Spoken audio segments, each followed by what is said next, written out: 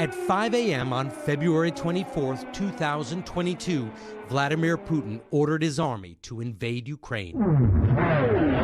He launched missiles and sent attack helicopters. It was the biggest invasion in Europe since World War II.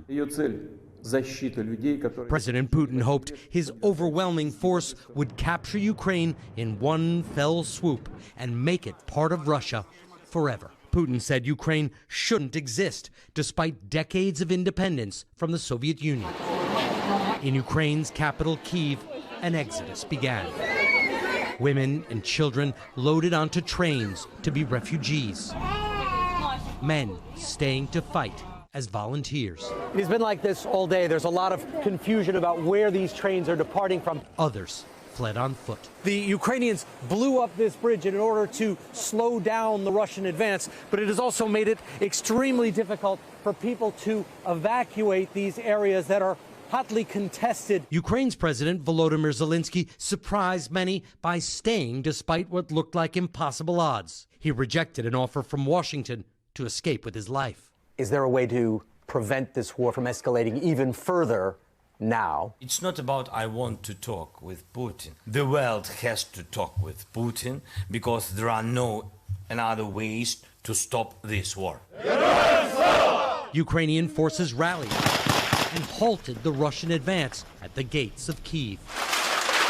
But the missile attacks against civilians never stopped. Attacking apartment complexes like this is a terror campaign to frighten Ukrainians into surrendering.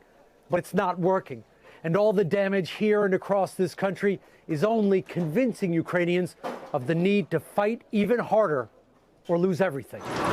The Ukrainians kept fighting and pushed back the Russian advance. But in driving out Russian forces, they revealed the horrors of what Russian troops did in areas of Ukraine they'd occupied. In places like Bucha, bodies were discovered with their hands bound. Survivors accused Russian forces of executions and rape. Outraged, inspired, and with growing support from President Biden and European leaders, the Ukrainians managed to liberate most of their country. They lost a lot of soldiers, a lot of tanks, a lot of equipment, just because they thought that Ukrainians will be happy to see them. But Ukrainians are happy to see them dead. But not all of it. Russia still occupies about 20% of Ukraine, in the south along the Black Sea, and in the east in an area known as the Donbass. A roughly 600-mile front line separates the two sides. And while this war has never slowed down, it has evolved. When artillery ran low, both sides quickly turned to cheap and deadly drones, making this the world's first drone war. The death toll has been staggering. Although neither side reports military losses, an independent American study this summer estimated Russia has suffered around 1 million dead and injured. Ukrainian losses are estimated to be lower, but with this war being fought on their land, Ukraine is suffering in many ways. Some Ukrainians still sleep in the subways as Putin sends his drones and missiles to attack Ukrainian cities and civilians far from the front lines.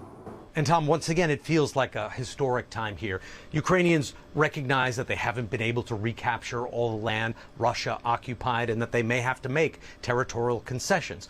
But they say if they do have to give away land, they should at least be in the room when those decisions are being made. Richard Engel from that war zone once again tonight. Richard, we thank you. We thank you for watching. And remember, stay updated on breaking news and top stories on the NBC News app or watch live on our YouTube channel.